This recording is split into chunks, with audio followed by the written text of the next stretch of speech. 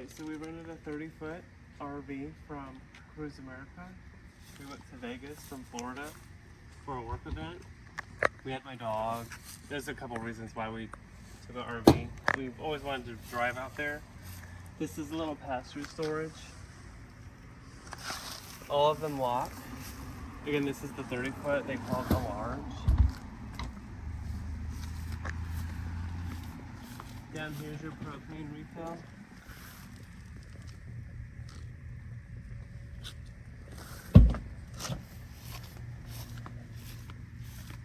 And this is the back storage. You got a light, some outlets. They gave us chairs.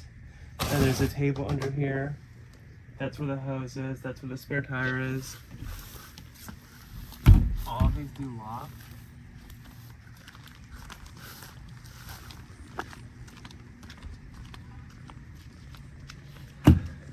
More storage.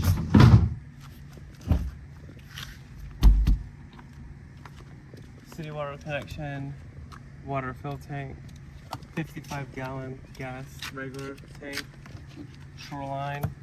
This cord we never had an issue with at any site, whether we backed in or pulled through. Propane water heater, which 5 minutes, 10 minutes, it was hot. This is my biggest complaint about Cruise America. I don't know if it's just this unit. This hose is like 6 feet. So we had so many issues hooking up at sites that had hookups. So that I kind of was not happy about. This is your black tank, gray tank. If you haven't done it before, you pull that first, wait till it's clear, then you pull that one to flush out the black, and then rinse out the hose, and then put it back. This is the generator, which I wish I knew more about. Well, they taught me about it. Take this cover off, there's actually an altitude thing in there, which is nice to know. They never told me that, even though they knew I was going to Vegas. This thing can basically starve itself out if it's at too high of an elevation. The elevation when we looked at it was set to 0. We were 5,000 feet, elevation. So we had to increase it, do a couple of things because we had issues with the generator. And I'll tell you more about that inside.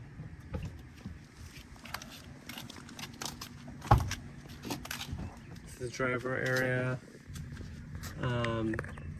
very comfortable. I mean, I think we drove 12.5 hours on one of the days and it was perfectly fine.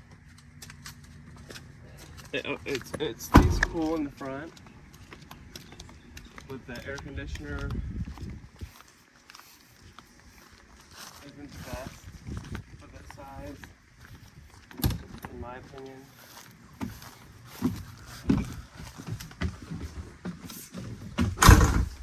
So you got your overhead bunk cap up here. It's a little bit bigger than the King, I would say. This air vent constantly tries to open when you're driving, so we were losing a lot of heat then. One thing we didn't do is check to make sure all the windows were closed. Over time, we started hearing noises, realizing that the windows weren't completely closed. This turns into a bed. I'm not going to do it because it's a pain to close. This also turns into a bed. So this is 2, 1, 2, 2 in the back. This is a queen. To see an idea of how big of a queen. It's small. Queen, my head is touching the ceiling and my feet are almost hanging off, and I'm 5'9". Just to give you an idea, so if you're 6'1", your feet are probably going to hang off the bed. I also was not a huge fan of the height of this because we did work remotely on this trip. He was working out there, I was working in here. As you could see, it was kind of awkward. I was laying on my stomach, laying on my back. Kind of a pain, but we didn't have to take off time, so that was the big part. So you got storage, hanging storage, drawer storage, 2 outlets up here. Let's forgot that thermometer. More hanging storage over here, about twice as much as is over there. And then these drawers are a little bit wider. Let's see, we got a shower here. I'm 5'9", just to give an idea of how big, small, whatever you want to call it. It is tight. As you can see, like this is about, you're gonna have to wash like this. We have a curtain here, this is off the door. Every RV we've ever rented, water somehow still gets out onto the RV. So what we did was we placed towels down here, which is where water would come out. And then here, this is the bathroom. Toilet placement, also don't like. If you're a guy, your feet can't go all the way up, so you kind of have to lean to use the bathroom. As for sitting, you have to like get up and then sit. It's really weird. I don't know. It's very hard to use the bathroom sometimes, especially if the vehicle is moving. And then the rooftop vent, outlets, storage down here. And then we got storage down here. Sink, medicine cabinet.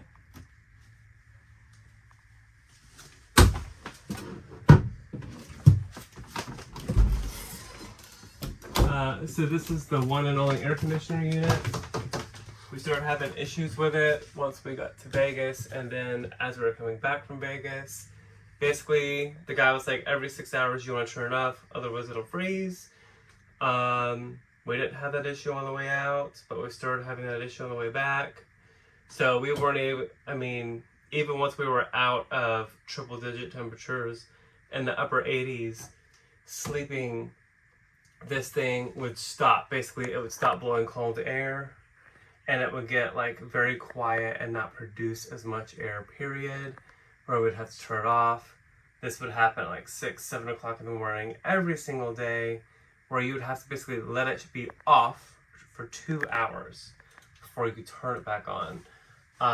So that's kind of something that I think is important to know, because for us, it was doable, even though we had to work in here. But if you have pets, if you're not taking time off, and you actually are going to be spending time in the RV, you're going to be spending some time in the RV up there with the car running with the air conditioner, because that's what we have to do. We have to turn that off in the morning. We'd have to take this curtain. So this is our tip for you guys. We have these little magnetic hooks. We are hooking this. There's these little screws here. We're hooking this to block off this area, to try to let that cool just this area when we would have to turn that off, or when it couldn't keep up. 6 minutes left on this one. So hold on. That's gonna be awkward editing. So where's okay, good. So the air conditioner doesn't cool super well. If it's 86, 88 degrees outside with everything closed, I mean, we even had this closed out. 78 to 81 is the temperature in here, with that thing blowing full blast. I do not trust these type of units to leave your pets in them, because it's constantly freezing, and turn it off. I mean, when the air would shut off, it would go up 6 degrees every 30 minutes. And it's in the shade, at night, no sunlight. I mean, it's just, it loses all that cold air that quick. So just want to make you aware of that. This house, you could plug this into your house. The last one we were able to plug into the house and run the air conditioning just fine. This one, I don't know. I think it's the air unit they decided to use, because as soon as we turn on the air, it would pop the breaker.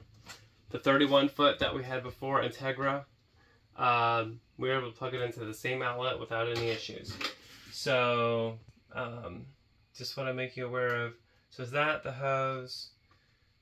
I think those were like the main issues that we had with this unit. You know, this works fine.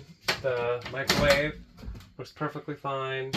All these worked fine. This was fine. You would think the water would boil quickly. No, this took even longer than boiling water on our electric cooktop stove.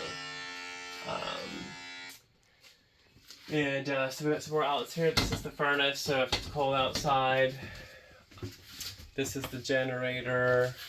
So this is how you check your battery, your fresh water tank, your black water tank, your gray water tank, which we're going to fix now, your water pump, turn that off because we're done with it, your water heater, like I said, 10 minutes max, and it's already hot water.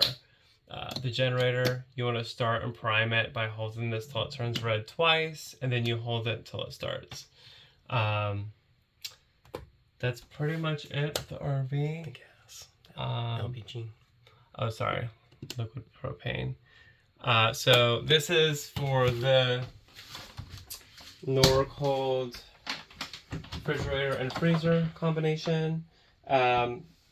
You would think these things were not that good. I actually found that they were better than I thought they would be. So there's 4 snowflakes here, and I'll kind of show you just so you have an idea. So we got 2 lit up. So 4 is the coldest. I put a thermometer here and a thermometer here, and this stayed about 7, even down to 5 snowflakes. Even down to 2 snowflakes, it would be like 34 degrees in here. So I didn't want to go down to 1. I just felt like the warmest setting doesn't sound like a good idea. So I kept it at 2. 3, the stuff would freeze in here.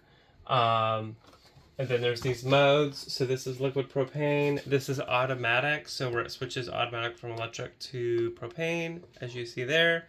It knows there's no electric, so it just switched to propane. And then there's electric only. We always kept it here because we didn't want the back and forth. We did have 2 issues where it would randomly start blinking red, even though our propane was fine. And the only fix was to hold this to turn it off, and then turning it back on will clear whatever issue was happening. Unfortunately, though, we were in Vegas at the Bellagio for 2 days, but we had food in here. I had my thermometer in the back. It has a memory that doesn't get erased unless I physically clear it. And in those 2 days, this got up to 65 degrees and cooled back down, so we had to toss everything here. But this stayed cold. Told them about it. They said there wasn't anything they could do to fix it or diagnose it because it fixed itself. So just so you know, these are things that I do because I'm paranoid about food safety. I'm paranoid about my pets. If you're not in here, you need a way to be able to see the temperature inside of here. At least for me, I would not trust pets in here to be left behind. But, you know, food, as long as you're tracking the temperature some way, I think you'd be okay. And we have storage down here. That's where we put our pots and pans. Under sink storage. That stuff is in here, so we're just kind of leaving it there as a lighter. Drawer number 1, drawer number 2, drawer number 3. 30 seconds. And I think that's about it. So yeah, if you have any questions, comment, and we'll answer them.